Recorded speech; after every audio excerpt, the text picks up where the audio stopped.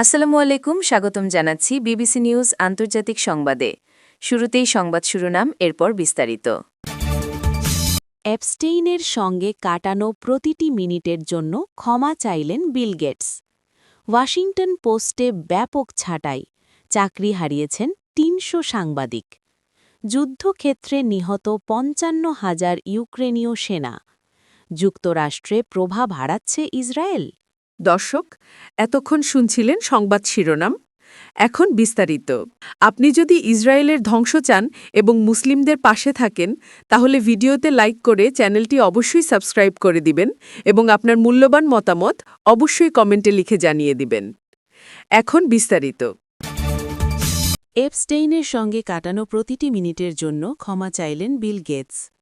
যৌন অপরাধী জেফ্রি এপস্টেইনের সঙ্গে কাটানো প্রতিটি মিনিটের জন্য ক্ষমা চেয়েছেন মাইক্রোসফটের সহ-প্রতিষ্ঠাতা বিল গেটস।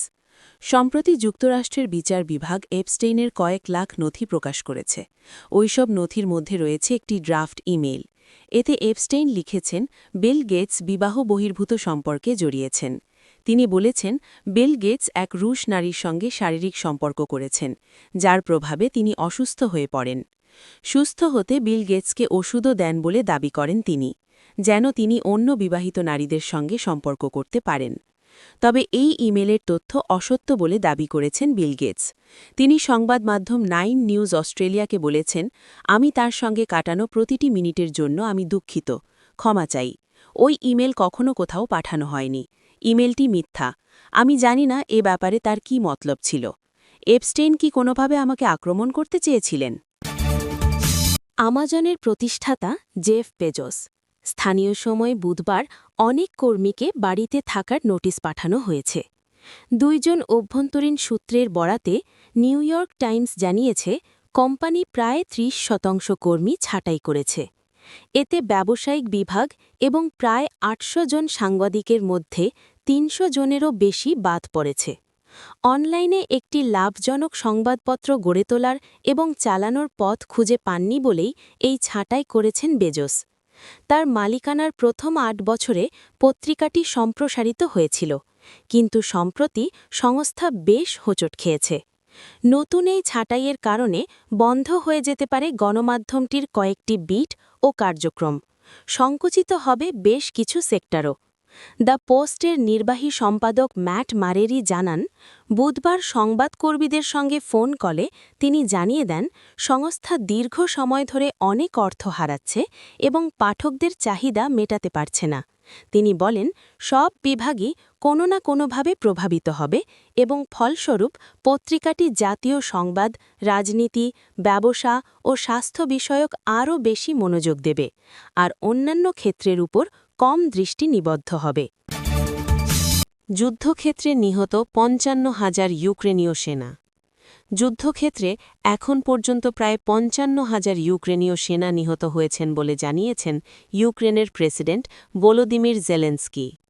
বুধবার 4 ফেব্রুয়ারি ফ্রান্সের টেলিভিশন চ্যানেল ফ্রান্স 2কে দেওয়া এক সাক্ষাৎকারে জেলেনস্কি এই তথ্য জানিয়েছেন। তুরস্কের রাষ্ট্রীয় সংবাদ মাধ্যম টিআরটি ওয়ার্ল্ড এ খবর জানিয়েছে। জেলেনস্কি বলেছেন, ইউক্রেনে আনুষ্ঠানিকভাবে যুদ্ধক্ষেত্রে নিহত সেনাদের সংখ্যা পেশাদার কিংবা বাধ্যতামূলকভাবে নিয়োগপ্রাপ্ত মোট ৫৫,০০০।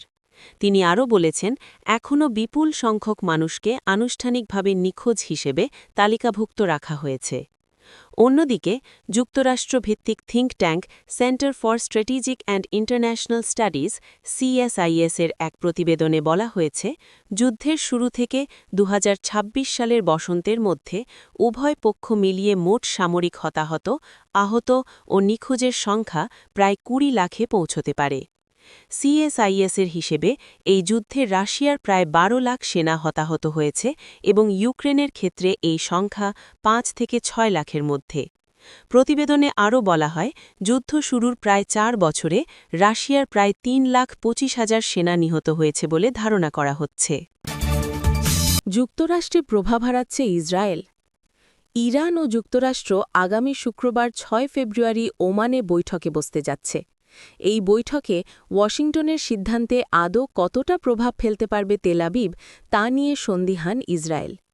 ইসরায়েলি রাজনৈতিক বিশ্লেষক ওরি গোল্ডবার্গ বলেন, ইসরায়েলের বিরোধীরা অভিযোগ করছে প্রধানমন্ত্রী বেনিয়ামিন নেতানিয়াহু যুক্তরাষ্ট্রের প্রেসিডেন্ট ডোনাল্ড ট্রাম্পের কাছে নতি স্বীকার করে গাজায় যুদ্ধ খুব তাড়াতাড়ি শেষ করে দিয়েছেন। ইসরায়েলকে লেবানন থেকে কার্যত তাড়িয়ে দেওয়া হচ্ছে। সিরিয়ায় কাজ করার স্বাধীনতাও বন্ধ হয়ে গেছে। ইসরায়েলের হাতে এখন যা আছে তা হল ফিলিস্তিনিদের হত্যা করার স্বাধীনতা। আর কাতার, তুরস্ক ও মিশর এখন ইসরায়েলের আপত্তি সত্ত্বেও গাজার বিষয়ে যুক্ত হওয়ায় সেটুকুও বেশি দিন আর থাকবে না। ইরানে সম্ভাব্য হামলা নিয়ে নেতানিয়াহু সহ ইসরায়েলের শীর্ষ ব্যক্তিরা সরাসরি ট্রাম্প প্রশাসনের সঙ্গে যোগাযোগ রাখছেন। তবে বিশ্লেষকরা মনে করছেন, ইসরায়েলের আঞ্চলিক ঘটনাপ্রবাহকে নিজেদের মতো করে গড়ে নেওয়ার ক্ষমতা যে কমে গেছে তা ক্রমেই স্পষ্ট হচ্ছে। গাজায় ২ বছর ধরে চলা গণহত্যায় ইসরায়েলের হাতে ৭১,৮০০-র বেশি ফিলিস্তিনি নিহত হওয়ার পর যুক্তরাষ্ট্র এখন নেতৃত্বে চলে এসেছে বলেই মনে হচ্ছে।